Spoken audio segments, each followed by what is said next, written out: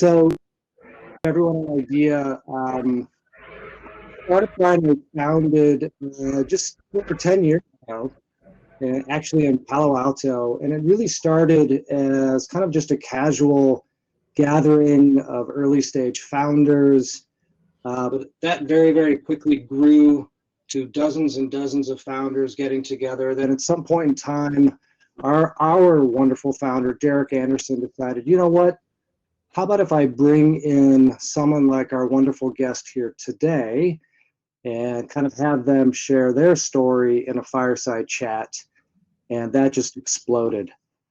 So from there, Derek decided, you know what, if I can do this in Palo Alto, I can do this in other cities around the world. And so in just over 8 years ago, and believe it or not, this is our 89th event here in Chicago, but just over 8 years ago, yay! And I have to tell you about, I don't know, 3 or 4 years ago, somehow I connected with Aaron and Madeline, who have really, really brought Startup Grind Chicago to life. And but in any case, so today, Startup Grind is actually in over 600 cities around the world.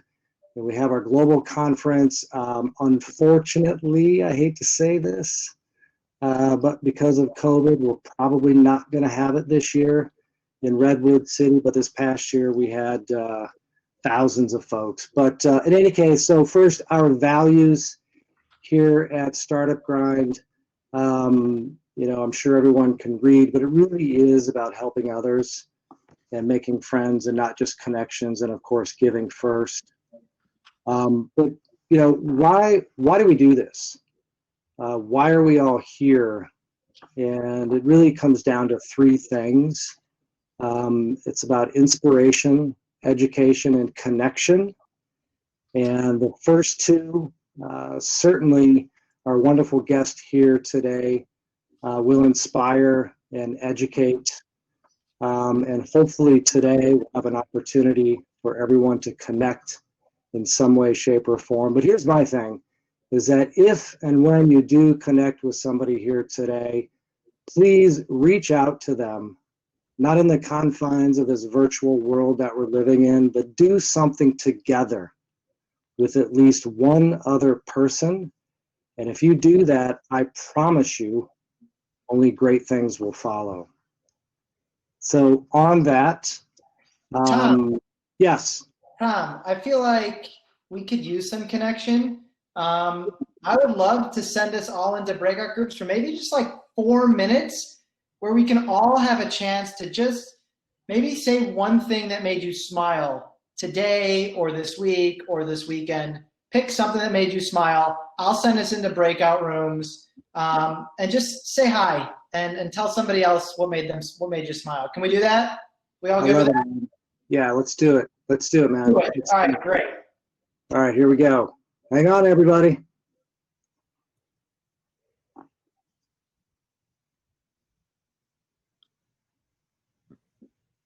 I think they're finding out new technology. We're learning right now. Mads, do we know if people are in rooms? It looks like they are heading into rooms. Yeah. Awesome. Who knows if we go or not? We'll find out soon enough.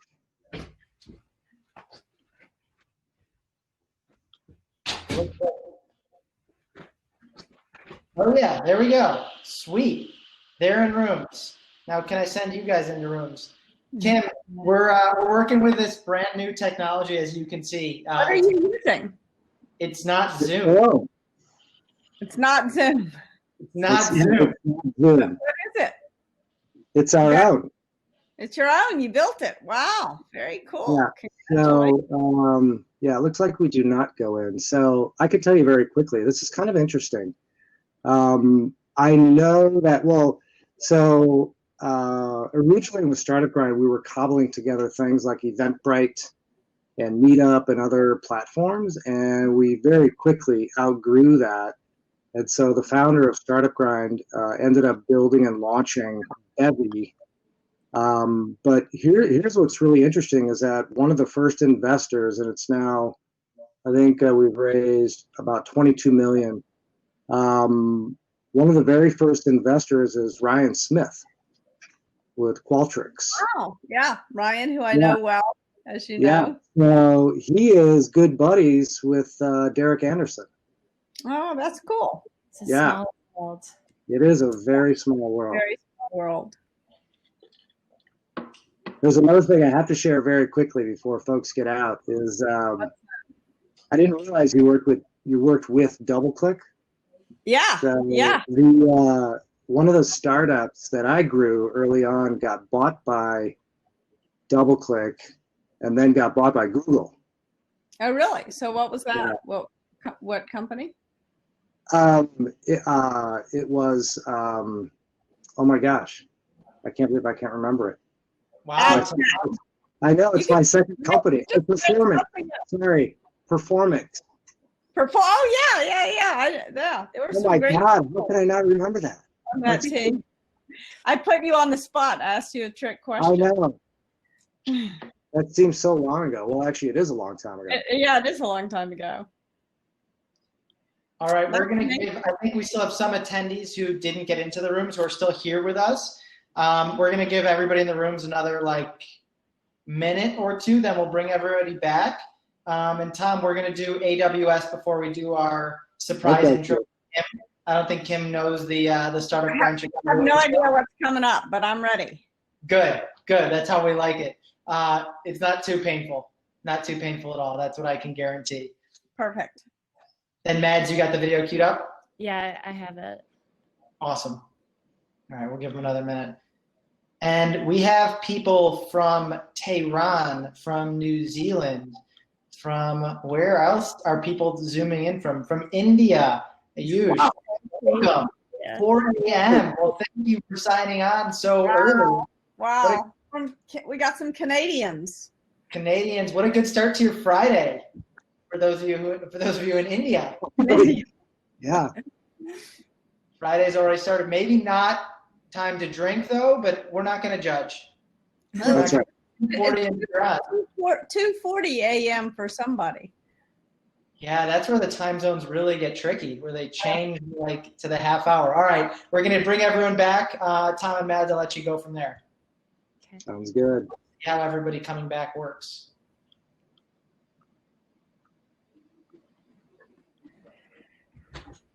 Is it working? I think so. TBD. We'll find out. We'll get complaints if we lose everybody.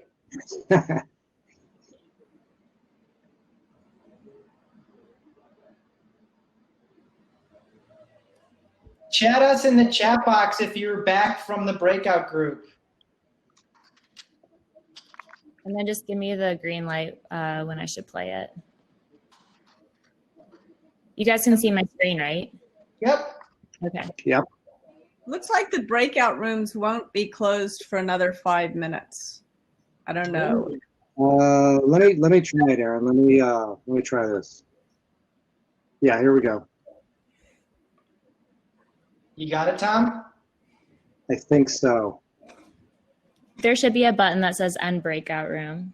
Yeah. Said that. All right, here they come. Here they come. Here they come. I think. Yeah, okay. Right. Welcome back, everybody.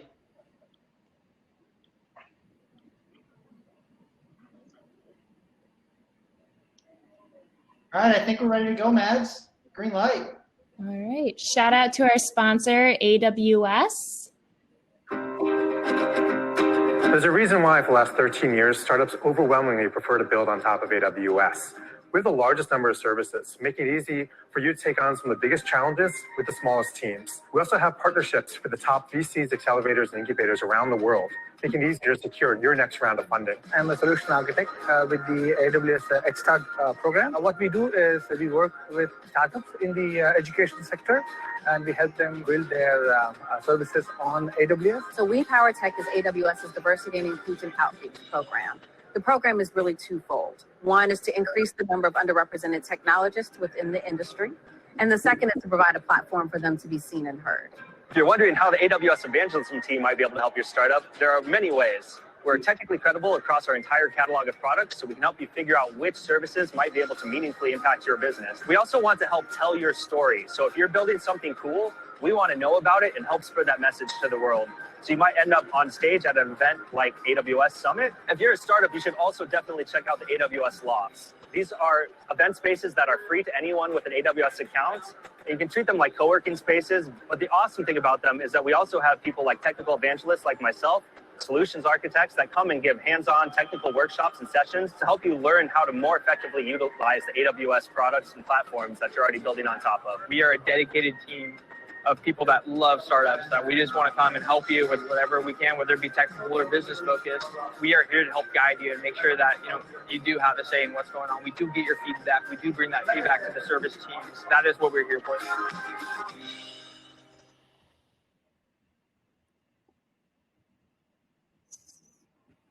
So shout out to AWS. Thank you for being a global sponsor of ours. Everyone in the audience, after the event, you will receive an email for some AWS free credits. So please do indeed check that out. All right. Thank you, Madeline. So, so we do have a wonderful guest here tonight. And if we were in person, what we would typically do is at this point, I would have everybody jump up and down and scream and shout as loud as they possibly can. So I don't know, Aaron and Madeline, can we replicate that in some way, shape, or form? Maybe just the three of us? Yeah. Let's give it up. Let's give it up for Kim Scott. Woo!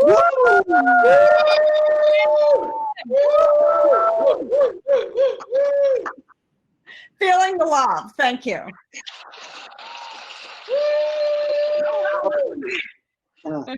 Welcome. Again, I have to tell you how thrilled I am to have you joining us here tonight. I mentioned early on that your book, Radical Candor, which I'm sure we'll get to here in a moment, but is something that I require all of my team to read. But before we even touch upon that, what I'd like to do is have you take us back. And I mean way back. Okay. So how about just tell us, if you would, tell us, where you grew up, the kinds of things you were thinking and doing as a kid. And I know I have a question that I know we'll get to, and it's about your major at Princeton. But before we get there, tell us about where you grew up. So I grew up in Memphis, Tennessee, and I was my father's bird dog. My father loved to go dove hunting with his father. So I spent a lot of time out in fields chasing after half-dead doves. Kind of a harsh way to spend your Sunday afternoon. But I loved the time with my father and my grandfather. And I read a lot. I loved actually to study more than just about anything else when I wasn't out hunting doves. So I was kind of a nerd. Yeah, good for you. As a child.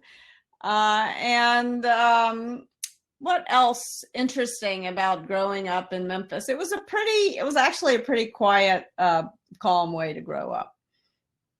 So I know I sort of hinted at, I think you went to, was it Princeton, right? Your undergrad? Yeah. Tell us about your major and why on earth was that your major?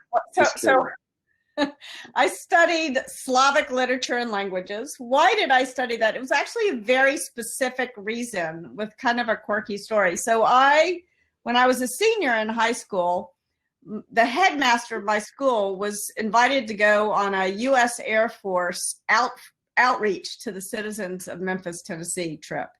And for some reason, he couldn't go. I think he was taking kids camping or something. So he decided that I should go, that he was going to send a student. And so it was a really cool thing. We flew out there. They did an in-air refueling. And we got there, and, I'm 18 years old, so I'm at a skeptical age in life. And there's this general stands up, and he tells us why it's really important that we be able to have enough weapons to blow the world up 4 times, not just once. Once was not enough. Wow. And it seemed to me that blowing the world up once was too much, and having enough weapons to blow it up 4 times was a waste of money. But I figured there must be more to the story. And so that was sort of, I got interested in arms control. So that was why I studied Russian literature. And then by the time I graduated, the wall fell and the Cold War was over. And the problem was solved. But from there, though, you went on to, I think, was it Harvard? I think you went from there. Or where did you go after undergrad? Yeah, I went to Russia, actually. And yeah, tell us about your experience there. That was my first management experience. I started up a diamond cutting factory in Moscow, and I had to hire these diamond cutters, and I thought that it was going to be really easy. I was like, oh, what's business? You pay people. That's all there is to that. And this was going to be super easy because I had dollars and they had rubles. And so I went to talk to them, and it turns out they wanted more than just the money. They wanted a picnic. They wanted to have a picnic. So I was like, well, I can have a picnic as well as pay people. And so I went on this picnic, and we drank a big bottle of vodka together. And by the time the bottle of vodka was done, I realized what they really wanted was to know that they were working for someone who gave a damn. And all of a sudden, management seemed a lot more interesting to me. They wanted to know that they were going to work for someone who would get them and their families out of Russia if everything went haywire, and they needed to get out. So that was actually, in all seriousness, the beginning of my interest in management. Yeah, that is super cool. And how much time did you spend in Russia? 90 to 94, 4 years I was there. It was an interesting, it was the Soviet Union when I got there, and it was Russia when I left. It was a very interesting 4 years, yeah. Other than 1917, which was not a choice for me. Those were the 4 years to be there. Good for you. And so why did you decide to head back to the U.S.?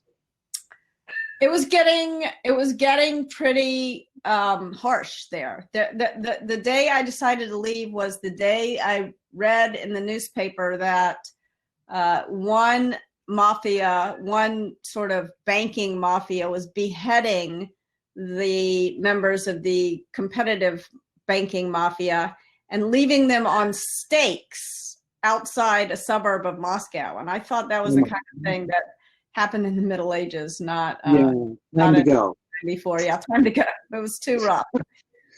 Wow. Yeah. So upon returning to the U.S., what did you go back to school? Yeah, then I went to business school. Business school was my reentry vehicle.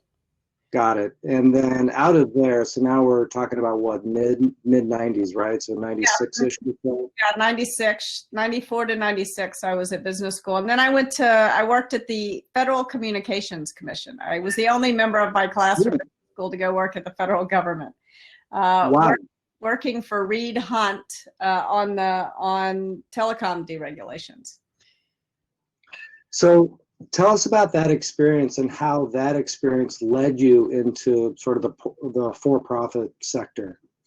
Well, I never intended to spend the rest of my life in government, but I just thought it would be, I really liked Reed, and I really liked the people that I was going to work for. And I was interested, I guess one of the things that interests me a lot is big change. We're getting maybe a lot of that now. It's more interesting when it happens somewhere else. But anyway, the telecom, everything was changing. And so that it seemed like just an interesting way to spend a year.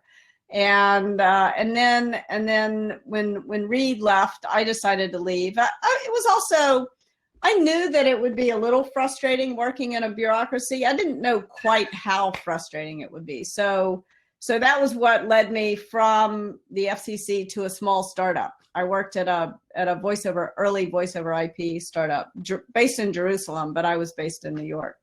And so now, what we're talking about, is this late 90s-ish? Yeah, late 90s-ish. This was 98 to 99. I was just there about a year. It was called Delta 3. So you're going from government bureaucracy to startup. Yeah, tiny little Israeli startup. everybody's doing everything and hustling and all of that. Tell us about that transition. Well, the startup felt more natural. It was the federal government that felt very unnatural to me. It was really interesting though. I mean, I'm still friends with so many people from that time. People really, I admire our civil servants. People really care, and the policy stuff really matters, but it's hard to get things done quickly. Which I found frustrating. Absolutely. So from the small startup, the voiceover IP startup, where did you go from there? So I have a crazy early career story. So Delta 3 was cool, but here's my true ambition and the reason I went to business school and kind of the reason I went to Russia. It's all about subsidizing my novel writing habit. So at Delta 3, I made enough money to quit for a year and write a novel. My God. I did not know that. True story. Yeah, 1999, I decided was going to be the year of my fantasy. And so I wrote a novel called The Measurement Problem, which was kind of about that time in Russia. And it was also sort of a lighthearted critique of capitalism. It was about how capitalism is really good at rewarding what it can measure and really bad at rewarding what it values. But it was a novel. It was that I played that theme out through a love triangle, a Russian love triangle. Wow. What's the name of the book, by the way? It's called The Measurement Problem. You can find it. It's self-published. I've tried to get it published, tried to get it published. I think it's my best work, but other people disagree. Well, maybe after tonight you'll get it published. Yeah, maybe we'll get some readers. So I thought it was interesting you mentioned about kind of your dream, if you will. You took the year off to fulfill your dream. Mm-hmm. And I know I don't mean to jump too far ahead, but I know part of your book, Radical Candor, in sort of communicating with employees and colleagues is, what is your dream? You know, what and then how does one get there? Yeah. Did that in any way play into sort of your evolution in management and the writing of Radical Candor and so on? Yeah, it was central. It was central to it. I mean, I think the thing that is interesting to me, the central question that is interesting to me is how can we create environments in which we can be both happy and productive, in which we can be our best selves and do our best work. And I think this question really interested me in part from those early years in Russia where the environment was horrible. People could not do their best work and they were miserable. It just didn't work in any sense of the word. And it really made me think about how do we set up these systems so that we can take a step in the direction of our dreams, both at a practical level and at an emotional level. And so I think one of the reasons why I chose management is that you do have an opportunity to create either a really wonderful environment or really a hellish environment as a leader. And that was part of my interest in particular in startups, in early stage startups, because you have so much more control over the systems. I think at a certain level, when you start a company, this sounds like a harsh way to put it, but I think it's true. But push back, be radically candid. But it's almost like your own Milgram experiment or your own Stanford prison experiment. And you're either going to set things up in such a way that brings out the worst in people, or you're going to set things up in a way that brings out the best in people. And obviously the goal is to bring out the best. You don't want it to be like the Milgram experiment. You want it to be like the opposite of that. And so that really interested me it was one of the reasons why I started my own company called Juice Software. I thought somehow it was all about me. I thought if I started the company, if I were in charge of it, then all of this bullshit that happened everywhere else wouldn't happen. And of course it did happen. It wasn't all about me. And then my next job was at Google, and they really did. And Google is not perfect, and it was a bad experience for a lot of people. But for me, it was a great experience. Those early years at Google, and I joined in 2004, and so it was still a relatively small company. I thought it was a big company at the time. It had 2,000 people. I thought it was a huge company, but it was a lot more than what it is now. But it was they had set up the systems. I think Shona Brown, who led business operations there, what helped the founders and Eric really think through the systems that they needed to build in order to generate innovation, in order to bring out the best in people, in order to create positive, happy working environments. And I think they did a much better job at Google than I did in my startup. I'll put it that way. Well, it's really interesting because I'm wondering at that point, how much did Google influence you? And then how much were you able to influence Google at the time, given your role there? And maybe some of this now is retrospective, maybe you're working with them in a different way, but I'm just curious that dynamic. I think that, Google was, as I said, it was 2,000 people. So I think it had a lot more influence on me than I had on it. But I like to think I had some influence over the teams that I led, and they influenced me as well. People often ask, who did you learn the most from at Google? And it was mostly people who worked for me, people whose names wouldn't be recognizable. I learned. And I think that's so much a part of Radical Candor. If you really listen to the people who you hire, if you really listen to them, if you really solicit feedback from them, few people are watching you as closely as those people are. And few people will be able to teach you more about yourself and what you're getting right and what you're getting wrong than the people who work for you. So I think I learned so much there. And hopefully I gave something back as well. I'm curious, and I've seen your TED Talk and I read your book, Radical Candor, and all of that. So I know, and certainly we can share the story about with Sheryl Sandberg and walking out of the meeting and so on. But is there anything that you can share with us about how employees influenced you, like actual story? Absolutely. I'll tell you, most of these stories are sort of painful, but there was one moment. It was shortly after while I was at Google, I had twins, and this was I was 40 when I had these twins, so 41 actually, I think. And so for me, this was a big. I guess it's a big deal for everybody when they have kids, but I sort of made this big deal over how I had to work differently, and I sort of was adjusting my schedule as managing this global team.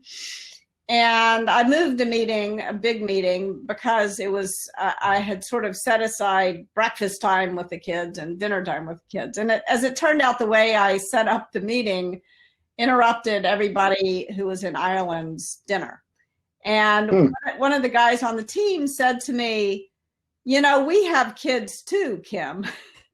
and I realized a couple of things in that moment. One was that I wasn't treating the men who had kids. I wasn't treating fathers the same way I was treating mothers.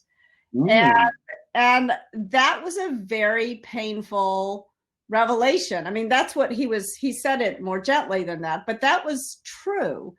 And I committed to changing that in that moment. I think I was always pretty sensitive, but I was working in tech. It was male dominated. So anyway, so that was a big lesson. Other simple things. There was a guy who worked for me.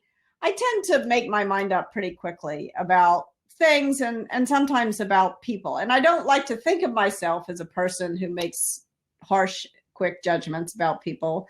But this guy who works for me looked at me and he said, Kim, you're awfully fast to hit the bozo bit. And this was really important feedback to get, because that's not how I saw myself. That's not who I wanted to be. And yet that's what I was doing. There were certain people who I just wouldn't talk about giving them a promotion. And I didn't know their work that well, actually, but I had sort of made up my mind based on some small thing that had happened.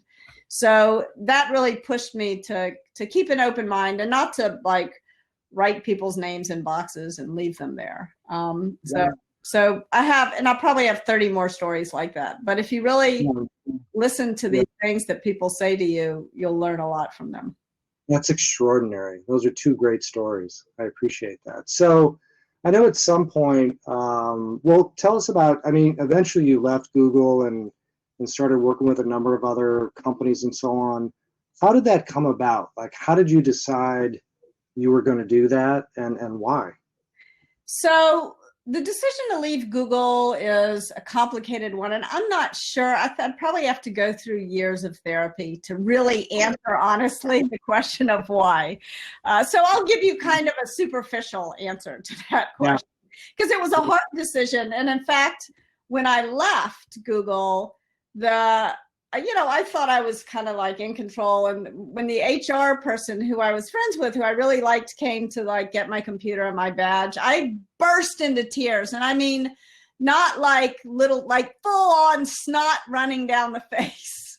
And it took me by surprise. So I say that because very often when we leave companies, or if you sell your company, or if you shut down a company, very often our emotions can catch us by surprise. So we're not often doing the work that we need. But the simple answer to that question, which is probably not the full answer, is that I kind of woke up one morning and I realized that the thing that got me out of bed in the morning was not cost per click, although that was going very well at Google. But it was about leading teams, building teams, managing teams. It was around the team. And I really wanted to figure out how to make that my day job. And so I started talking to HR at Google, and I started looking around for a role like that at Google. And there wasn't one that was kind of sitting around. I was going to have to build it. And then a professor of mine from business school called me up and he said, I've just left Harvard and I've joined Apple, and we're building what's called Apple University. And Steve Jobs wants to throw away all the management training and start from a blank piece of paper. Do you want to come do that with us? And so that's the short answer of why I quit. That's kind of the dream. Yeah, it was really cool. And it was also really interesting to see a very different approach to building a company that fosters innovation. If Apple does one thing, Google does the opposite, and yet they're 15 minutes from one another, and they're both super successful. So it was really a lesson in different ways to think about. There's a lot that's similar. They're not totally different, but if Apple cultivates one flower, Google lets 1,000 flowers bloom. It's a very different approach. I love that. So out of all of that experience, I know you ended up creating a company, writing a book, and so on, Radical Candor. And but I want to get to your new book. Okay. And I know it sounded like a few times you mentioned your passion in writing. So at some point in time, Apple University and all the other companies that you're working with, you decided, all right, pen to paper, I'm going to get this down. When was that for Radical Candor? Was that? So for Radical Candor, so when I was working at Apple, I was working with a great team to build this class, managing at Apple. And then a friend of mine from Google, Dick Costello, became the CEO of Twitter. And he said, why don't you come in on a Saturday and help me design managing at Twitter? And lo and behold, managing at Twitter looked a lot like managing at Apple, which I think looked a lot like managing in a diamond cutting factory. It's the people are the same, and the core aspects of management, which are creating a culture of feedback, building a great team, and getting stuff done. Those are the same things, whether you're sort of working with a bunch of landscapers or building a new product. Those are the same basic human activities. And so I wound up becoming Dick's CEO coach, and that gave me time to write and also to put some of the ideas into practice. So I left Apple and became CEO coach at Twitter and Dropbox and a couple of other places. So as I was writing the book, I would say, "What do you think about this?" And we could test out some of the ideas. So it was a great way to sort of write the book and make sure the ideas sort of battle test the ideas. So, I mean, you're sort of living the dream, I mean, you're doing precisely, it sounds like, what it is you wanted to do even, 20 years before that. Yeah, it took a while. It definitely took a good 20 years. But now I'm writing, finally. I'm doing what I love to do. I'm doing the activity I love to do most. And I'm writing about things that are interesting to me and hopefully helpful to other people. So tell us about your new book, and tell us about what your inspiration is or was. Yeah. And it's not out yet, though, is it? Is it coming out right now or very soon? It is. It's coming out. You can buy it today. Let me start with that. You can go to Amazon and buy it. It's called Just Work, Get Shit Done Fast and Fair. And it is coming out March 16th, 2021. It's all written. Yeah. So I don't know exactly what's happening between now and March 16th, but anyway, the publishers are doing their thing. Got it. So tell us about the impetus. Like what was the burning desire to write this book? So after I launched Radical Candor, after that got published and we started the company, I was going around the country and really the world doing these talks and workshops. And at one point I was talking to one of our clients, and not just me, but a team of people. I started a small company to do this. And I was talking to one of our clients, and I sort of made an offhanded comment that Radical Candor was kind of a guerrilla feminist text. And then it hit me like a ton of bricks. Why was I being clandestine in a book about candor? Like, what was I afraid of, And then I was doing another workshop, and a man in the workshop raised his hand and he said, Kim, you and I share a problem that is similar on the one hand, but very different on another. He said, I'm a tall black man and you're a short white woman. And when you and I walk into a room, people make all kinds of judgments about us just based on what we look like, most of them unfair. And we have to deal with that. And he said, when you are Radical Candor, you deal with one set of problems. And when I am radically candid, I deal with another set of problems. So what works for you won't necessarily work for me. But he said, one thing is definitely true. Radical Candor works, but it works much more easily for white men than it does for either you or for me. And that was absolutely true. I knew that was true. I'll tell you one more story. I was in another workshop, doing another workshop for a friend of mine, someone I had known for a bunch of years, who's a black woman who was a CEO of a tech company. And she said, when I try Radical Candor, I have to be very careful, because if I seem even a tiny bit angry, then I get slimed with the angry black woman stereotype. And I knew this was true as soon as she said it. And I also knew, I had known her for a long time, and I sort of felt ashamed because I realized it was the first time that I was noticing that I had never seen her get angry. And in that period of time, there was what to be angry about. There was a lot of, we had worked together through some intense times. And I thought about the kind of toll that must have taken on her. and how she had to deal with radical candor very differently. One last story, and then I'll get to the next book. So then I'm doing another workshop at another company, and a man I know at this company, a white man for whom radical candor is supposedly so easy, he said to me, I was in a meeting the other day, and a woman was launching a marketing campaign, and she called it Rolling Thunder. And I knew that she would not have wanted to call it Rolling Thunder if she knew the history of Rolling Thunder, and the number of civilian casualties and the lack of strategic benefit. It was sort of it was a humanitarian and a military disaster, arguably. And yet he said, I didn't want to tell her. I want to be radically candid because I was afraid I'd be accused of mansplaining or something. And I knew him, and I knew that wasn't his MO. And I also knew her, and I knew she really would have wanted to know.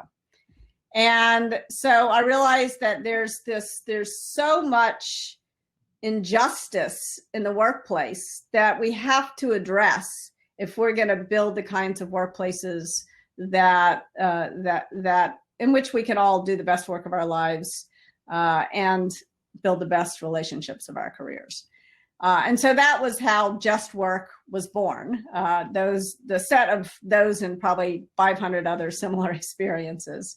And so what I'm trying to do in Just Work is to sort of the problem of workplace injustice, we often treat like a monolithic problem. And so I've tried to break it down into its component parts, which can make it easier to find a solution.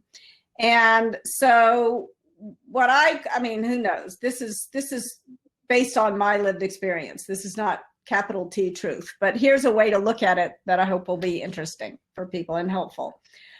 There's the kind of root causes of workplace injustice, I believe, are bias, prejudice, and bullying.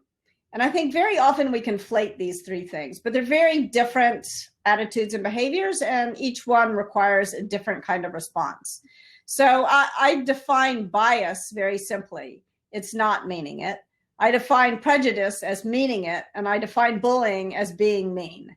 And the responses to these things need to be different. So if you're a leader, the other thing I try to do in the book is I break out what is your responsibility as a leader, what is your responsibility as an upstander, what is your responsibility as a person harmed, and what is your responsibility as a person who's just found out you've caused harm. Hopefully you didn't mean to cause harm, but you still have caused harm. And so my argument is, as a leader, it's your job to prevent these things from happening, and they're going to happen anyway, no matter how good, and to respond in a way that prevents it from happening again. As an upstander, it's your job to respond. You don't get to choose silence as an upstander. As the person harmed, you get to choose your response. You may choose silence. You get to do what leaves you with a feeling of safety, but also agency. I think very often, as the target of workplace injustice, less workplace injustice than many others have experienced, but still, being a woman in tech, I've experienced my fair share. I think the default is too often to silence.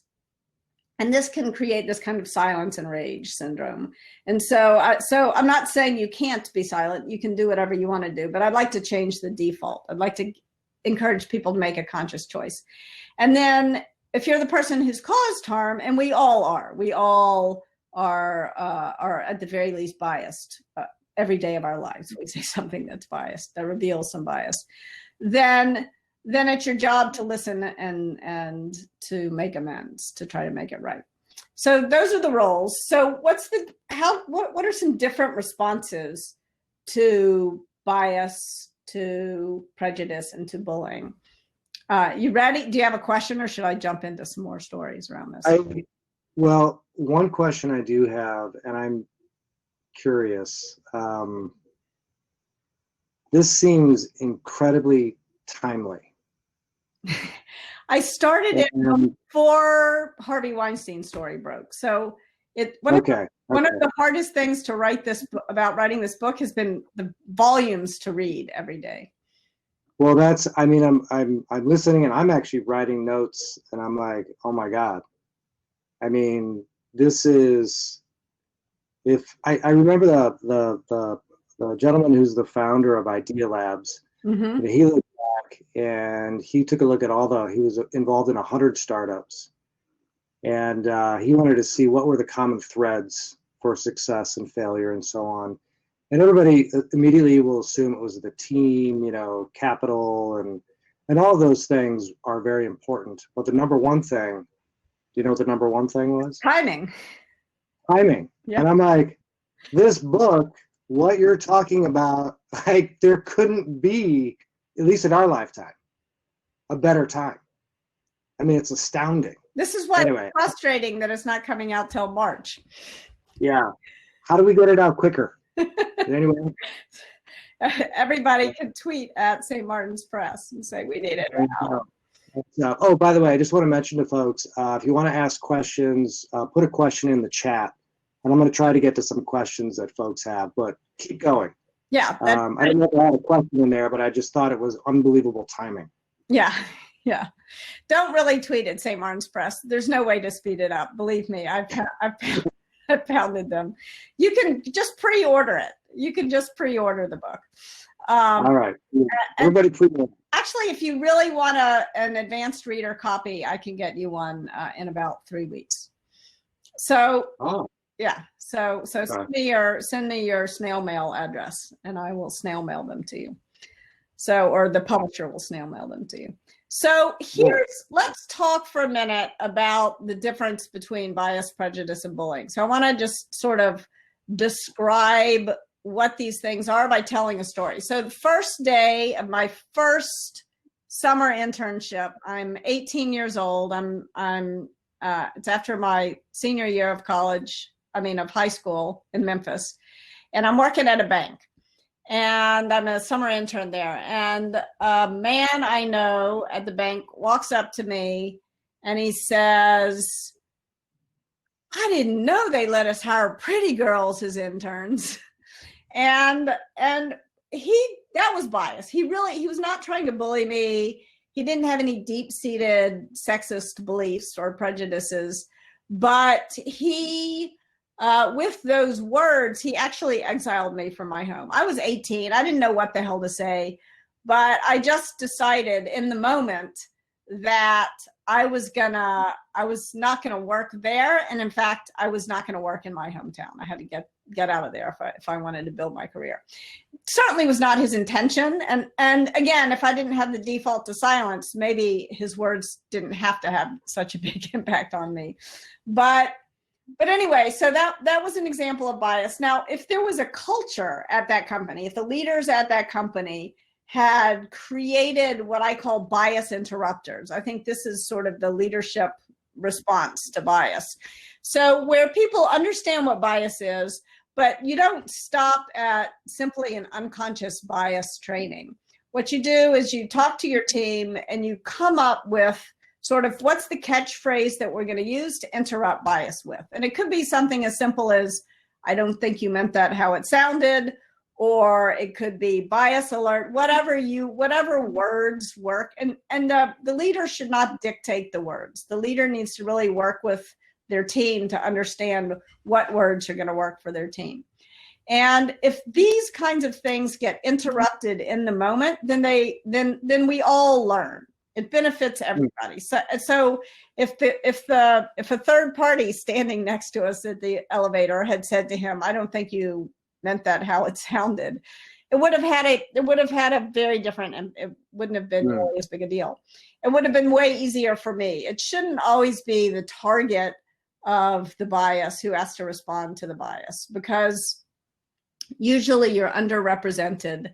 And so, if you're working on a team and there's one person of color on the team, you can bet they're hearing bias from you all day long, and it's too much of a burden to put on them to respond every time. So that's what the role of upstanders here is crucial, and the role of leaders to kind of put the onus on the upstanders to stand up is crucial. But even as a, it's not surprising that as an 18-year-old, I didn't know how to respond. But fast forward 30 years, and I've written Radical Candor, and now I'm writing this book, Just Work, and I'm writing this scene up. And I still can't think what I should have said to him. So I put it out there on social media, and a man who I'm on a board with said to me, he said, I saw it. I didn't really want to weigh in on social media, but let me tell you what, if I had said something like that. And he said, and by the way, I'm sure I've said stuff like that. And so it's really helpful for me to read that story and to learn how that lands, because I didn't quite get it.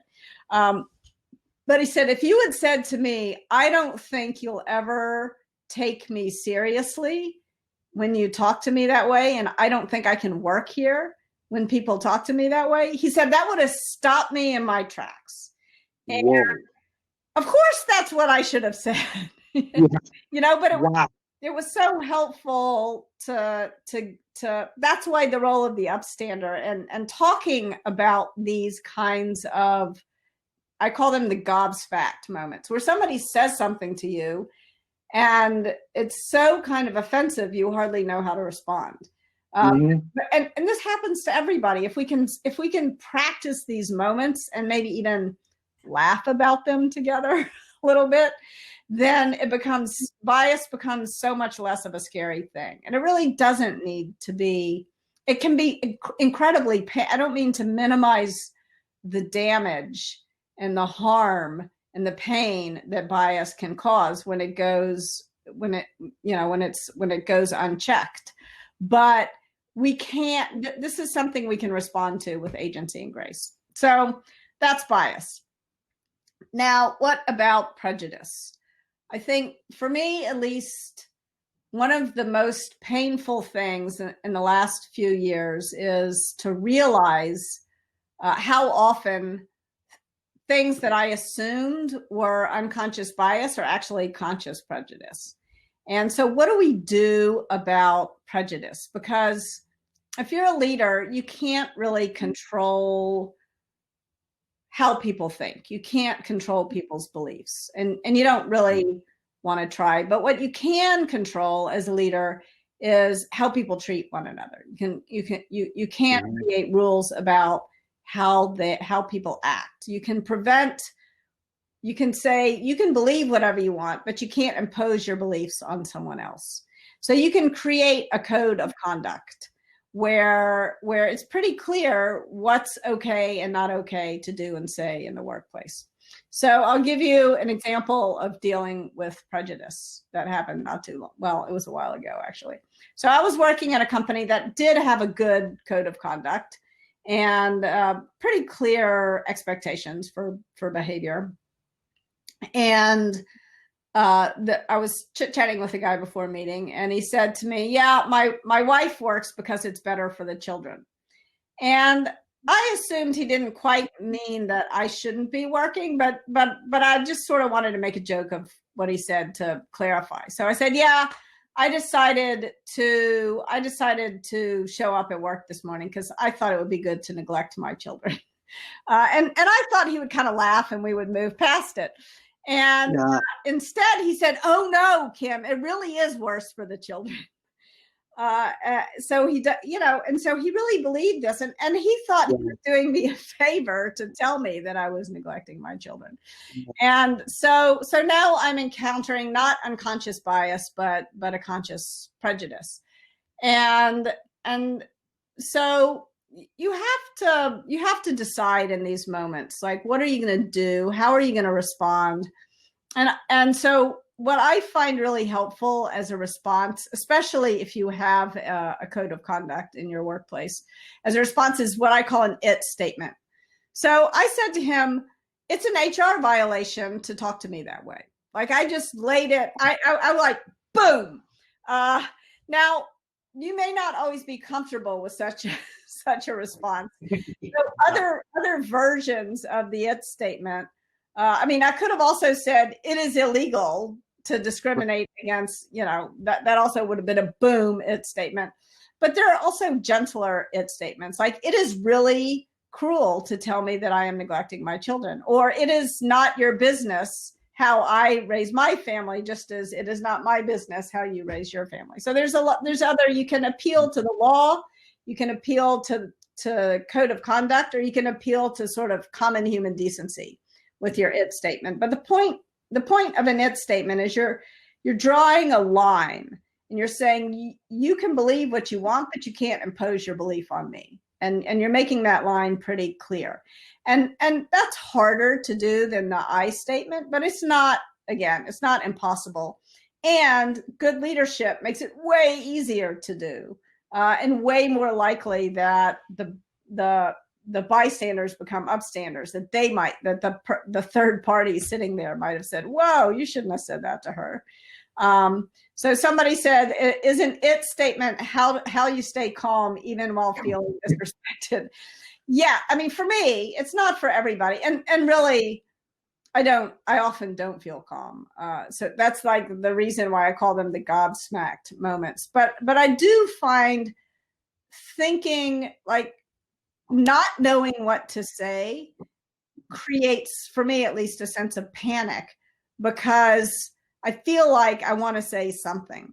And so for me, this I statement, if I think it's bias, or an it statement, if I think it's prejudice, even if I don't know what I'm going to say next, I can say it, and then I can say is really obnoxious to say, so it gives me, I don't necessarily feel calm, but it gives me a sense of agency, which is calming, if not make me stay calm, because I don't always stay calm.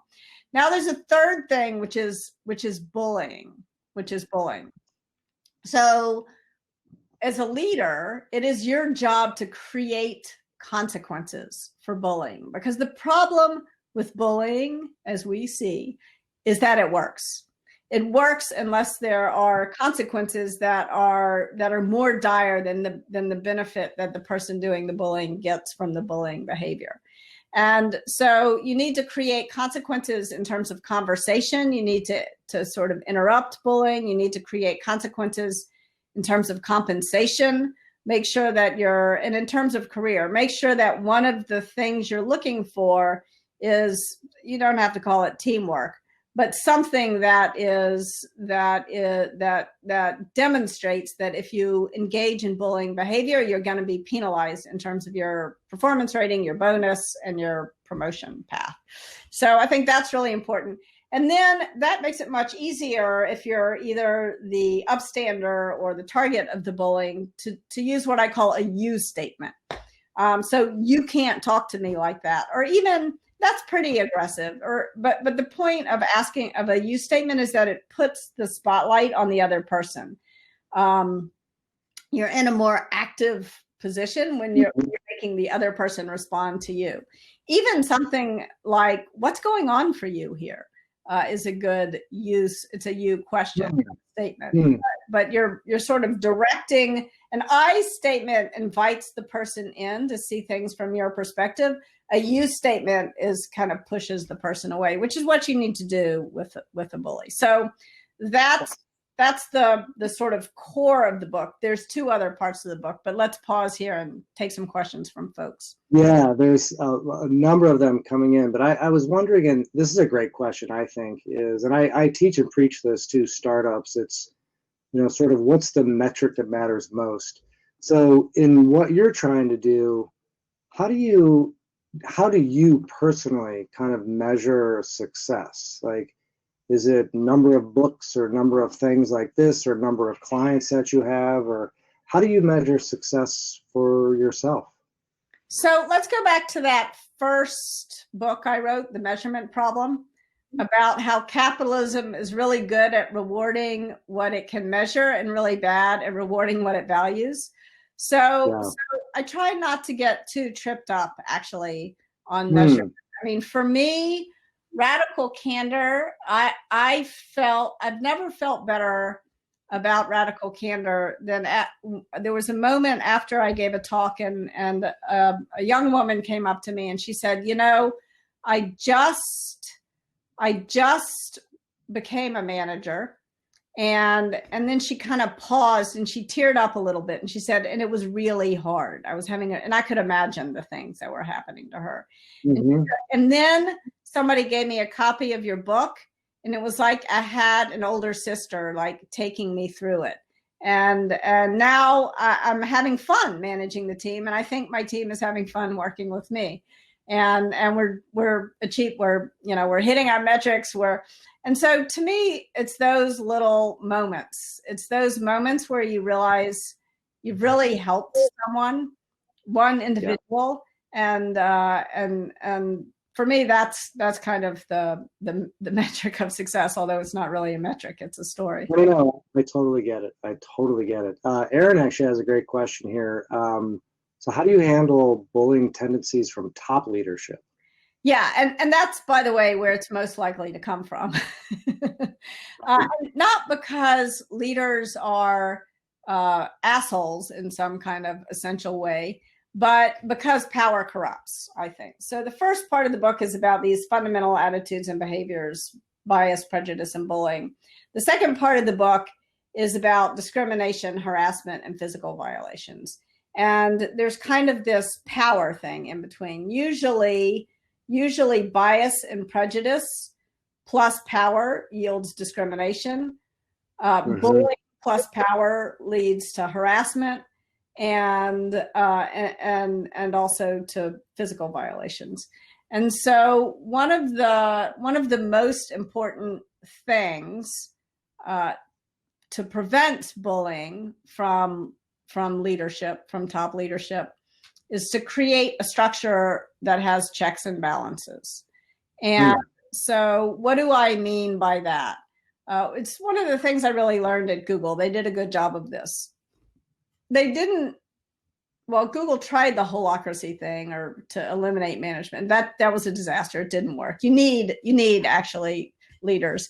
But you want to make sure that people understand that management is a job. It's not something that gives them license to. It's not like it's not a value statement about who you are, but it's a job, and it's a job that you need to be held accountable for doing. And so at Google, it was very easy for employees to leave leaders. Google felt like nobody should have to pay the asshole tax. And so if you didn't like your boss, you could just choose another one and move teams. And there were also Shona Brown was very systematic about stripping traditional authority away from managers. So managers did not have unilateral decision-making over who they hired, over hiring decisions. There were hiring committees. Didn't have unilateral decision-making over compensation. So there was a sort of a system of compensation. Didn't have unilateral decision-making over who they promoted. There were promotion committees. And this meant that managers really needed to rely on relationships to get stuff done, not power. And that meant that they, it wasn't perfect, didn't always work. But it did mean that you saw less kind of bullying behavior from top leadership there than you did at other places. So I'm just curious, and I think we'll probably have to close on this question, because Kim, I could go like this forever, like listening to you. It's incredible. But I'm wondering your books, Radical Candor, your new one coming out, intended for the workplace. Is there a hope that this will break the boundaries of the workplace and integrate lives? Yeah. I mean, it's interesting with Radical Candor. I often will give a talk or something, and somebody will come up to me afterwards and say, if I had only heard this talk 5 years ago, I wouldn't be divorced. And so I wouldn't be, because it applies. I focused on the workplace because when you're a friend or a spouse, it's not necessarily your job to give people feedback, but it does improve the relationship. Whereas when you're a manager, it is your job. And so that was sort of why I chose, but it is the at least for me, this is another novel I wrote that never got published. It's called Virtual Love. And it's sort of about how the things I was learning about relationships at work really helped me in my personal life, and get out of a bad relationship and into a happy marriage. So the stuff that you learn at work applies more broadly. But there's something nice to me about the workplace, because these social problems can seem so big and intractable, but on a team of 20, 30 people, even a team of 2,000 people, you can do a lot to create a better environment. No doubt. No doubt. Well, I appreciate this. I mean, this has been incredible. Is there anything that you would like to close with? Any sort of comment, general comment? Please vote. And please reach out to everyone you know and get them to vote. I'm very worried about the state of our country. So I'm spending a lot of time working on various stuff. And please also have a conversation with someone who you disagree with politically, that in which you show you care personally. Try to have a real conversation. We need to learn how to talk to each other. I love that. That's a great way to close. And listen, yes. Really good point. Right. To that point, yes. Don't try to convince them that you're right. Just go listen. There's a really good line. There's a wonderful book called Rising Out of Hatred. And there's a really good line in that book where there's an Orthodox Jewish guy who is inviting this white nationalist over for Shabbat dinner. And his rabbi tells him, it's not your job to move the boulder, it's just your job to push on the boulder. And it's your job to state your piece, but it's also your job to engage, not to. And I think that can be really helpful. Wow, I love that. All right, well, Aaron and Madeline, if you would join me, and let's give it up for Kim. Thank you. Thank you all so much. Love this conversation. I mean, sincerely, Kim, thank you. This was awesome. Yeah.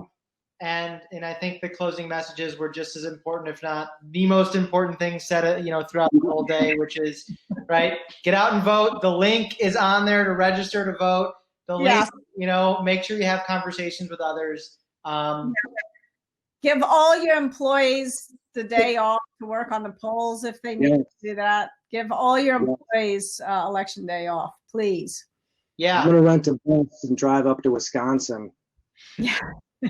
and that's actually a real thing. Our voting turnout is far lower than a lot of European countries because people have to work on the day that they vote and they don't have that day off or time off. So if you are in a position of power to give that to other people, whether you're managing people or leading a whole company, strongly encourage you to give the day or give at least time to go out and vote, because that's a big thing, a really big thing too. So thank you. Thank you, Kim. Yeah. Everybody send your love, send your chats to Kim. Thank her. Give everyone a round of applause. This went a little bit longer than our normal conversations because we couldn't, we couldn't stop. I couldn't stop. It was too good, too timely, too spot on. So you'll have to join us next month. I'm going to chat the event. We're going to have Shaniqua Davis, the founder and CEO of Norify, come on and talk about why and how the hiring process is broken. And how it can be more inclusive and how we can think about it differently. So I'm super excited for that one as well. Kim, you're more than welcome to come at any of these if you want to. You're always welcome back. But thank you for coming on. If everyone could give Kim a virtual high five, just send her a 5 in the chat box, and we'll send her off, and we'll say good night to everybody. And don't forget October 13th, Shaniqua Davis. All right. Thank you all so much. Love the conversation. Thank you everyone for attending. Thank you, Kim. Cheers. Bye, everybody. Good night, everyone. Good morning, everyone. Whatever time it is, wherever you are.